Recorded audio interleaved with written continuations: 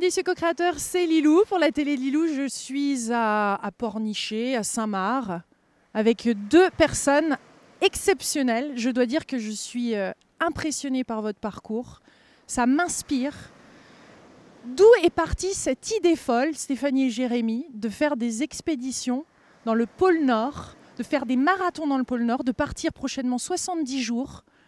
Vous êtes à l'origine, vous avez fait des études HEC, des autres études de commerce, vous êtes avocat et vous avez cette passion, vous avez réussi à concilier votre passion et votre métier. C'est quand même fou. Je ne sais même pas par où commencer parce que c'est tellement atypique. Et en même temps, on se sent attiré d'écouter plus sur votre parcours, sur la préparation d'un tel parcours, comment on arrive à dépasser sa souffrance, ce genre de souffrance. Parce que ça ne doit pas être évident dans le pôle Nord, non? Il fait moins 50. Parfois, effectivement, les températures peuvent être assez fraîches, effectivement. Mais je pense qu'on a toujours eu tous les deux un côté un peu givré, de ne pas s'arrêter à ce qui peut sembler impossible et aller toujours un peu plus loin. Et en même temps, on a toujours eu une passion pour les grands espaces. Alors, les régions polaires, ça a pour nous beaucoup de sens. La première fois qu'on a eu l'occasion de nous rendre dans ces espaces, on a été très, très attirés. C'est le blanc, l'immensité, le froid, le vent. Le silence. Le silence, mais bon, la glace craque, travaille, c'est des environnements très, très particuliers. Et ça nous a beaucoup plu à tous les deux, effectivement. D'où ensuite, toujours un retour dans ces espaces. Ouais. Mais c'est fou d'avoir cette passion en commun en tant que couple et même pour une femme de faire ça. Est-ce qu'une femme a autant de capacités que l'homme finalement? Oui, je pense qu'on peut avoir autant de capacités, effectivement. En tout cas, bon, j'ai pas plus de difficultés que Jérémy pour faire les expéditions. Maintenant, c'est vrai que cette passion, elle est née ensemble. C'est-à-dire que quand on s'est rencontrés, on voyageait pas encore beaucoup parce qu'on est tous les deux de milieux modestes et donc on n'avait pas eu l'occasion de voyager auparavant quand on était plus jeunes. Donc on s'est rencontrés sur les bancs d'HEC, on a commencé à voyager notamment dans les grands espaces, aux États-Unis la première fois et peu à peu vers les régions polaires. Et voilà, je crois que cette passion, elle est née ensemble en fait. Elle n'était pas là avant et voilà, on l'a créée ensemble. C'est votre rencontre qui a provoqué ça?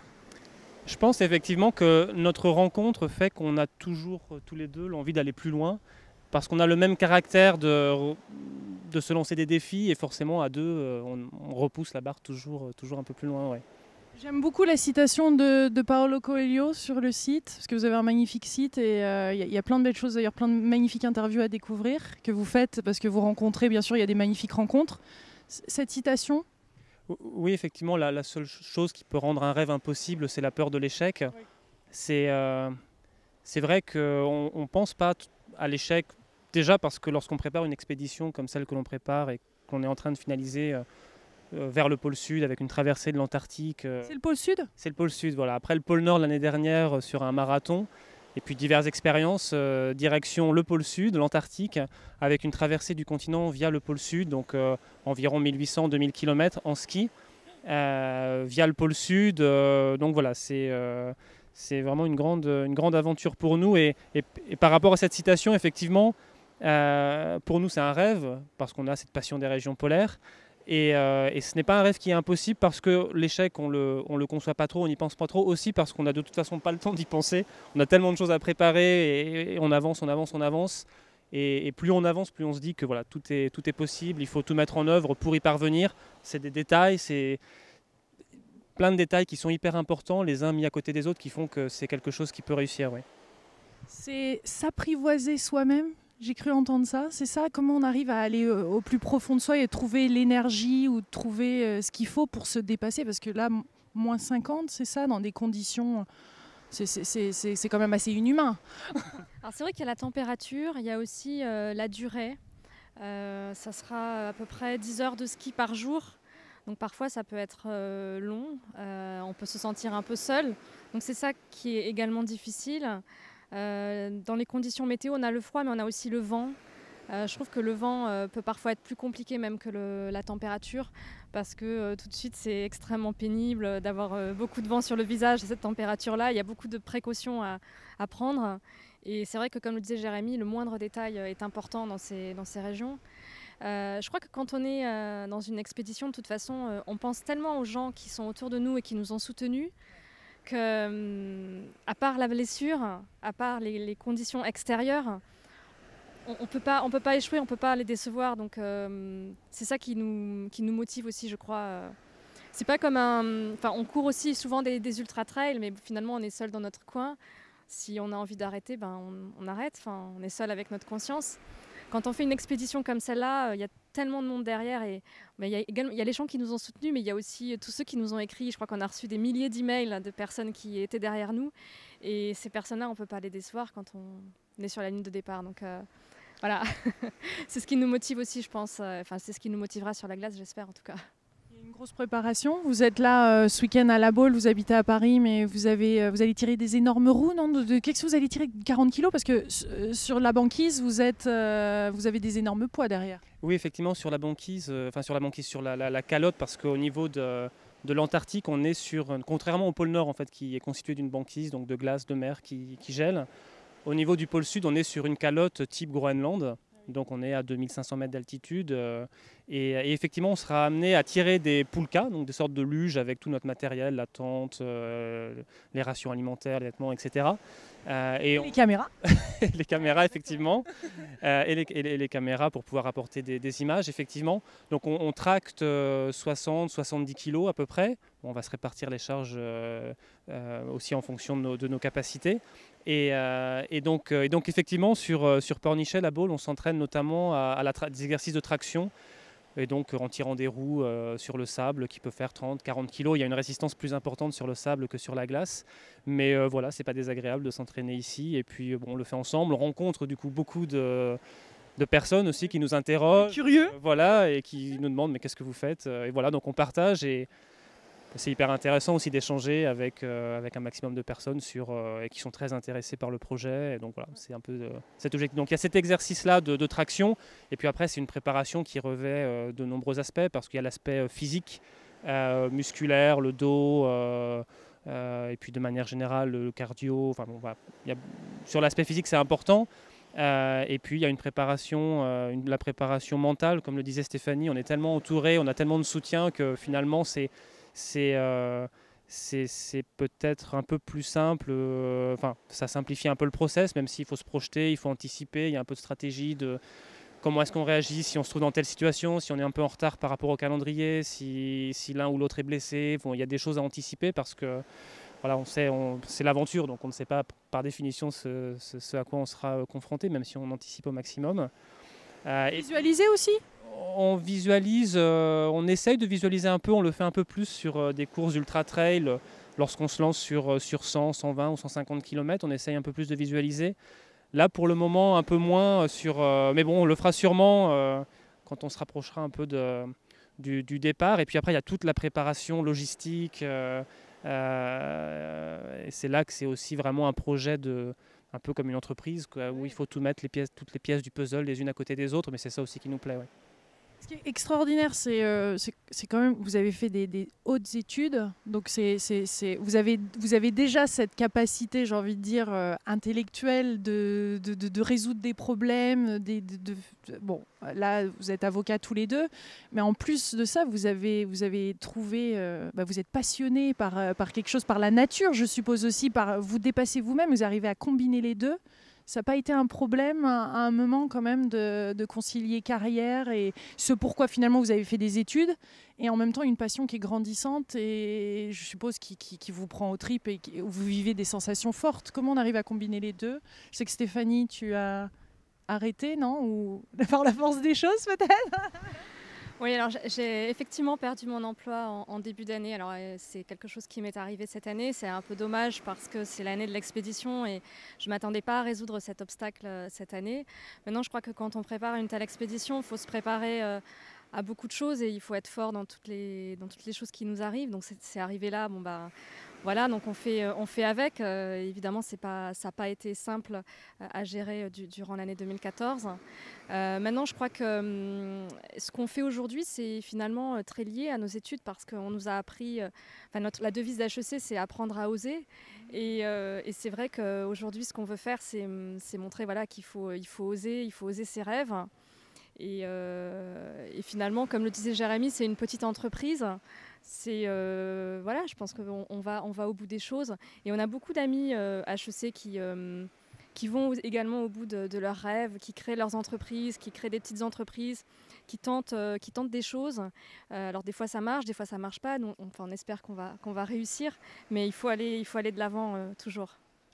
Oui, puis l'objectif, effectivement, pour nous, les études que l'on a réalisées par rapport au parcours qui était le nôtre antérieurement, c'est aussi un accomplissement personnel.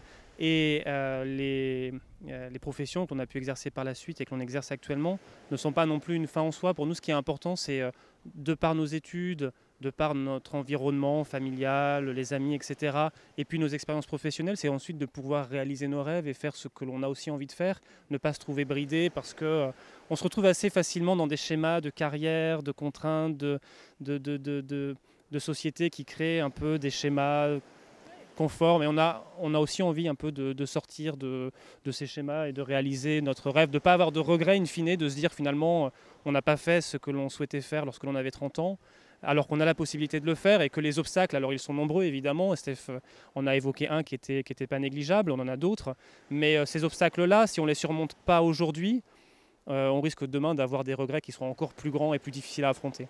Donc voilà, puis on a la chance aussi en même temps d'être à deux pour pouvoir les surmonter, et c'est important parce que lorsque un est un peu moins bien, parce que ça arrive aussi d'avoir un moral qui peut être un peu plus bas, et même dans des courses ultra-trail, dans des expériences qu'on a pu vivre dans les régions polaires, parfois on est un peu moins bien, on le sait, donc on sait que ça finit par remonter, donc bon, on laisse passer le temps, et puis voilà, avec un peu de sommeil, parfois ça repart. Mais le fait d'être à deux, ça permet aussi de se motiver, de se parler, on se connaît, on se comprend, et puis on repart, quoi.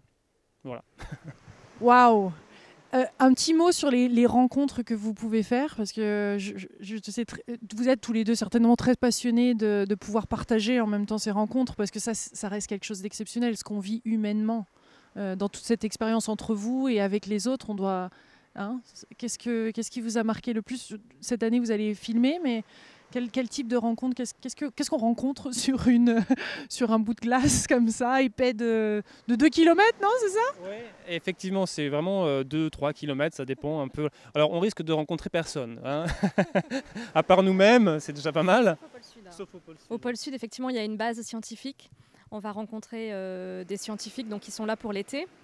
A priori, ils vont nous attendre, ils vont nous suivre, parce que c'est quand même rare des skieurs qui arrivent comme ça, c'est pas tous les jours. Voilà, je pense qu'on va rencontrer ces gens-là, ça sera très intéressant. Après, je crois qu'au-delà de l'expédition en Antarctique et donc les 70 jours, on rencontre beaucoup de gens en amont. Dans la préparation, on rencontre des personnes qui nous ont aidés, notamment des Norvégiens, parce que les Norvégiens sont très habitués aux régions polaires et donc ils nous ont donné beaucoup de conseils. Ils sont beaucoup dans l'entraide aussi. Hein. Oui, exactement. Voilà. Et on a rencontré d'autres personnes. Je pense à Dixier Dancercoer, qui est un aventurier polaire belge, qui détient le record de distance sur l'Antarctique. Donc lui, on est parti s'entraîner avec lui, on l'a rencontré plusieurs fois. Je vais retourner en Belgique le voir dans quelques jours. On a rencontré énormément de monde qui nous soutient. Alors il y a également l'association Petit Prince que l'on soutient dans le cadre de cette expédition, l'école avec laquelle on monte le projet pédagogique. Enfin, il y a vraiment beaucoup de monde derrière. C'est vrai qu'on pourrait penser que l'Antarctique est un continent où on peut chercher de l'isolement, et c'est pas du tout notre démarche. Depuis le départ, on a toujours souhaité partager cette expérience. Et on a mis en place différents projets pour y parvenir. Comme l'indiquait Stéphanie, on a une dimension solidaire avec l'association Petit Prince qui pour nous est très importante. L'idée, c'est de pouvoir collecter des fonds pour l'association, pour qu'elle puisse réaliser des rêves d'enfants gravement malades.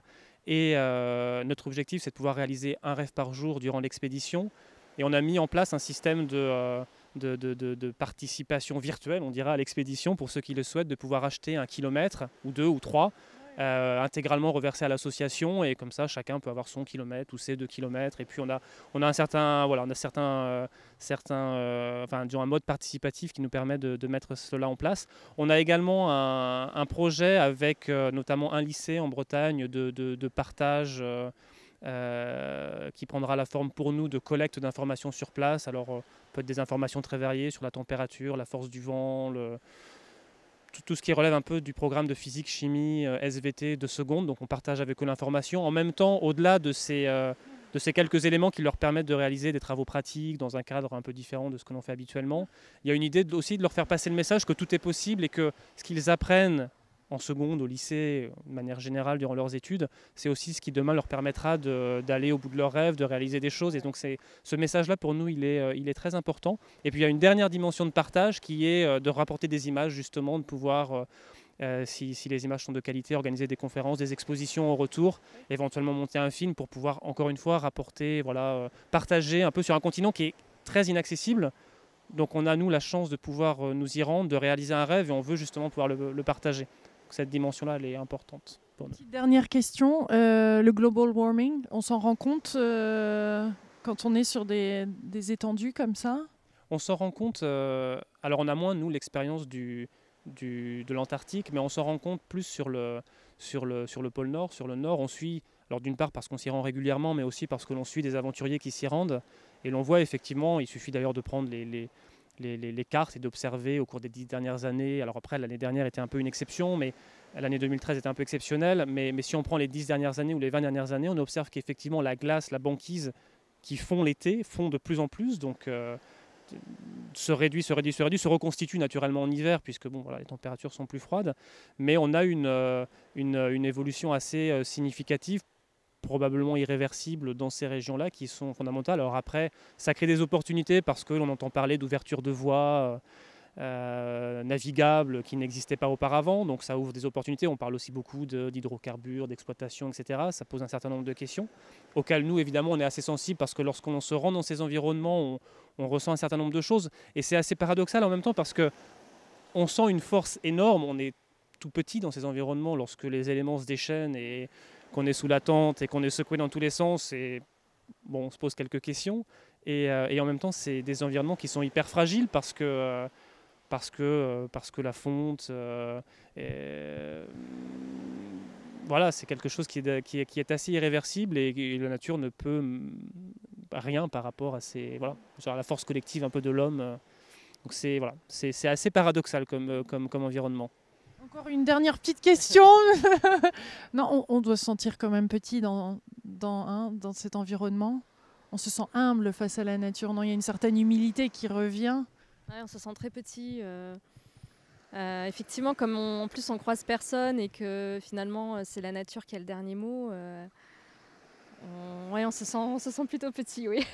D'autant plus, Stéphanie, parce qu'avec sa 1,58 m, je pense que si on parvient à atteindre notre objectif, ce sera probablement la plus petite personne à traverser l'Antarctique. Magnifique, je vous souhaite vraiment de magnifiques moments merci d'avoir le courage de faire ça, hein, parce que ça montre ce que l'humain est capable de faire et ça nous booste tous, donc bravo. Merci à toi de nous permettre de partager cette aventure parce que pour nous, c'est vraiment important de pouvoir le partager avec un maximum de personnes. Merci et plein de gros bisous à vous, mes délicieux co-créateurs qui regardez cette vidéo. Merci de partager cette vidéo parce que c'est ça le partage actuel. Grâce à Internet, hein, ça se diffuse très très rapidement et ça peut changer des vies et ça va changer des vies. On vous embrasse très très fort. Bientôt.